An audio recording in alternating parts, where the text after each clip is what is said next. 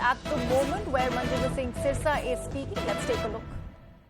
अमन ढल ने जो मनीष सिसोदिया के पास कैश गया और आप हैरान हो जाएंगे, जिसको क्रेडिट नोट काटा अमन ढल की कंपनी ब्रिंडको ने उसको शराब भी नहीं बेची थी, शराब भी नहीं बेची, फिर भी 18 करोड़ का क्रेडिट नोट, रिश्वत के पैसे क्रेडिट नोट के माध्यम से आते थे। और ये पैसे की तारीखों के साथ मैं बताना चाहता हूं। 3 करोड़ रुपया अप्रैल के महीने में एनवी डिस्टिलर्स अशोक जैन से 3 करोड़ रुपया लिया अमन ढल ने लेकर, और अर्जुन पांडे के माध्यम से यह पैसा ट्रांसफर हुआ। अशोक जैन ने 3 करोड़ रुपया एनवी डिस्टिलर्स ने दिया। इसी तरह ऋषि बाली ने पहले हफ्ते में 3 करोड़ रुपया दिया, वो भी अमन ढल के थ्रू दिया गया। इसी तरीके 4.5 करोड़ रुपया जो पंजाब में फैक्ट्री थी ब्रॉसन्स की, चड्डा फैमिली की, उन्होंने 4.5 करोड़ रुपया के कविता जो कि केसीआर की बेटी है, उसके माध्यम से अपनी फैक्ट्री जो सील कर दी गई थी पंजाब में, उसको खुलवाने के लिए 4.5 करोड़ रुपया दिल्ली में आए कविता, और दिल्ली में वो पैसे का लेन देन हुआ। उसके बाद वो फैक्ट्री डीसील की गई। 3 करोड़ रुपया कैश और 1.5 करोड़ रुपया क्रेडिट नोट के माध्यम से दिया गया। बाद में वो क्रेडिट नोट कैंसिल किया गया, उसके अगेंस्ट भी कैश दिया गया। कुल 4.5 करोड़ रुपया दिया गया और वो पैसा कविता के माध्यम से दिया गया और मनीष सिसोदिया ने लेकर पंजाब की वो शराब की फैक्ट्री को डीसील कराया। मनीष सिसोदिया जी के दिनेश जी के साथ क्या रिश्ते हैं, ये मीडिया के बंधुओं ने उनसे पूछा भी था कल, लेकिन मनीष जी ने जवाब नहीं दिया। तो मैं मनीष जी से पूछना चाहता हूं, मनीष जी, दिल्ली के लोग आपसे सवाल कर रहे हैं, आप बार बार कहते हो शिक्षा की बात करते हो, आप हेल्थ सर्विसेज की, लेकिन आप एक्साइज की चोरी पे क्यों भागते हो? हमारे बड़े स्पष्ट से सवाल हैं। मुझे उम्मीद है कि आप अब जरूर जवाब देंगे और मीडिया बंधुओं से मैं जरूर कहूंगा, भाई आप उनका भाषण सुनने मत जाया करो, उनसे सवाल पूछा करो। और सवाल हम आपको दे दिए देते हैं, क्या क्या सवाल है।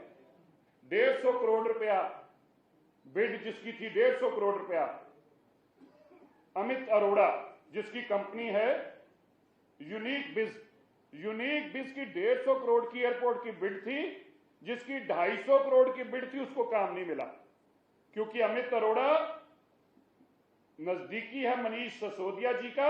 तो 150 करोड़ वाले को एयरपोर्ट का काम मिला, 250 करोड़ जिसकी बिड थी उसको एयरपोर्ट का काम क्यों नहीं दिया? मनीष सिसोदिया जी इसका जवाब दीजिए। 2.5% से आपने 12% कमीशन की और किसी की ऑक्शन नहीं की। बिना देश का पहला व्यापार है जब सरकार तय करती है कि प्राइवेट आदमी को 12% कमीशन देनी होगी, और उस 12% कमीशन देने वाले लोगों का जो लाइसेंस दिए उसको मनीष सिसोदिया जी ने लाइसेंस दिए। इसका जवाब दो, आपने ये काम क्यों किया? मनीष सिसोदिया जी, आपने बार बार पूछा कि मैंने गलत क्या किया है। 9,000 करोड़ रुपया आपने कहा हमारा रेवेन्यू आ रहा है। मनीष सिसोदिया जी ने कहा, अरविंद केजरीवाल जी ने पीसी करके कहा, लेकिन जब चोरी पकड़ी गई तो बोले 3500 करोड़ रुपए का लॉस हो गया।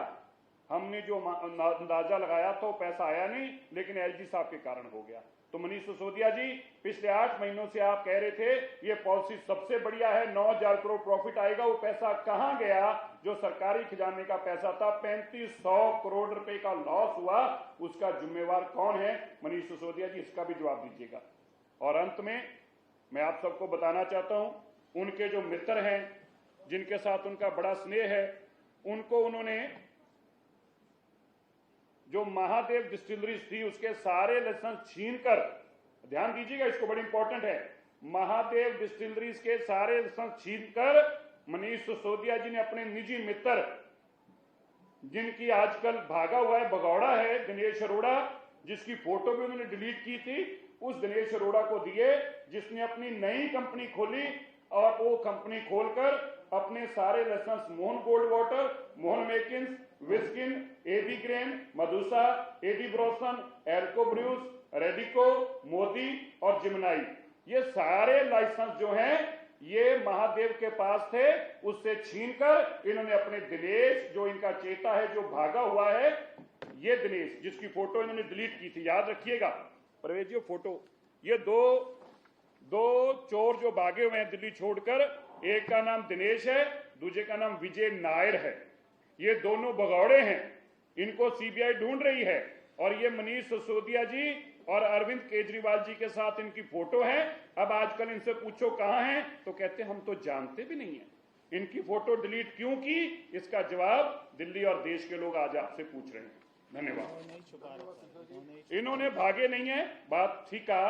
ये जो लोग हैं, ये मनीष सिसोदिया जी और अरविंद केजरीवाल जी ने कहां छुपा रखे हैं।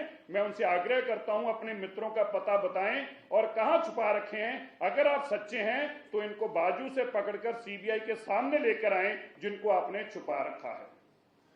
धन्यवाद जी। किसी को प्रश्न हो जी? सर, मेरा सवाल है, आप काफी गंभीर आरोप लगा रहे हैं क्योंकि जिस तरीके से ओबराय में मीटिंग हो रही थी और आप ये कह रहे हैं कि पंजाब की भी एक्साइज पॉलिसी दिल्ली के पैटर्न से दी गई, तो आपको लगता नहीं कि सीबीआई इंक्वायरी कर रही है, उसका दायरा बंगाल में भी और पंजाब में भी होना चाहिए? जाना चाहिए। और उस मीटिंग के अंदर राघव चड्ढा, चीमा जो पंजाब के फाइनेंस मिनिस्टर हैं, कैफ सिन्हा जो वहां के सेक्रेटरी एक्साइज कमिश्नर हैं, और वहां के जो ये राघव चड्ढा के साथ दिनेश अरोड़ा और विजय नायर, ये सारे मनीष सिसोदिया के घर के ऊपर 30 तारीख को मैंने वो डेट पीसी करके यहां बताई थी, ये सब इकट्ठे हुए थे। और वही लोगों ने जिन्होंने दिल्ली में कब्जा कर रखा है, शराब का लूट कर रहे हैं, वही लोग अब पंजाब में गए हैं। तो बिल्कुल हाँ, एक इंपॉर्टेंट बात अभी इन्होंने याद कराई। ये आजकल सौरभ भारद्वाज बहुत बोल रहे थे, कह रहे थे बताओ गलत क्या हुआ। सौरभ जी को हम बताना चाहते हैं, ये जो अमन ढल है, अमन ढल का और सौरभ भारद्वाज का क्या रिश्ता है, ये सौरभ जी बताएंगे तो अच्छा, नहीं तो फिर हम बताएंगे। अमन ढल का और सौरभ जी का क्या रिश्ता है, यह भी लोगों के सामने आना चाहिए। और पंजाब में अमन ढल को काम क्यों मिला, राघव चड्ढा इसका जवाब देना चाहेंगे, क्योंकि वहां राघव चड्ढा ही सब लेन देन कर रहे हैं। इसलिए आपने जो कहा, हम जल्दी ही चंडीगढ़ का यूनिट जो है सीबीआई का, हम उनको भी, क्योंकि ये सारा पैसे का लेन देन चंडीगढ़ में हो रहा है, पंजाब एक्साइज पॉलिसी का लेन देन चंडीगढ़ में हो रहा है, और चंडीगढ़ जो है वो सीबीआई की जुरिडिक्शन में आता है। और ईडी के पास हम ये लिखित में स्पेसिफिक कंप्लेंट बताएंगे कि पंजाब के अंदर पैसे का लेन देन चंडीगढ़ में कैसे हुआ, और सीबीआई उसके ऊपर भी कार्रवाई करे। जी, वो यह भी बता रहे हैं कि सीबीआई को जांच में कुछ नहीं मिला।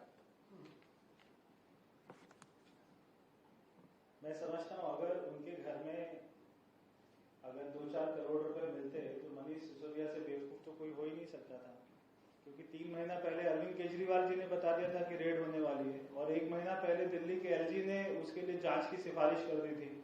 तो हम भी और आप भी मेरे ख्याल से ये एक्सपेक्ट नहीं कर रहे होंगे कि उनके घर में कोई कैश मिलने वाला है या कोई गोल्ड मिलने वाला है। तो जो अपना सीबीआई लेने गई थी वो उनको मिल गया, उनका मोबाइल मिल गया, उनके कंप्यूटर मिल गए। बाकी जो जांच होगी, पैसा कहाँ छुपाए हुए, अपने घर में तो छुपाएंगे नहीं, कहाँ छुपाए हुए वो सारी बातें, सारे लोकेशन सामने आ जाएंगे। ये लगातार जो प्रश्न आप लोगों की तरफ से उठाए जा रहे हैं, अरविंद केजरीवाल जी ये कह रहे हैं कि देश का विकास कैसे संभव हो सकता है अगर केंद्र सरकार इस तरीके से सीबीआई और ईडी का गेम प्ले करेगी लगातार। मैं अरविंद केजरीवाल से कहना चाहता हूँ कि पहले दिल्ली के लोगों को टैंकर से पानी मत दे, दिल्ली के लोगों को साफ पानी दे पीने के लिए, दिल्ली की कॉलोनियों में सड़कें बनवाए, दिल्ली के बुजुर्गों को पेंशन दे, जो गुजरात में स्कीम की गारंटी करके आए हैं, दिल्ली में भी बेरोजगारी भत्ता दें, दिल्ली में भी महिलाओं को 1000 रुपये महीना दें। ये सारे काम दिल्ली में तो करें पहले, उसके बाद में देश की चिंता करें। ये जो तेलंगाना से आपने पूरी एक्साइज पॉलिसी के तार जोड़े हैं, थोड़ा इसमें प्रकाश डालिए कि ये कैसे भी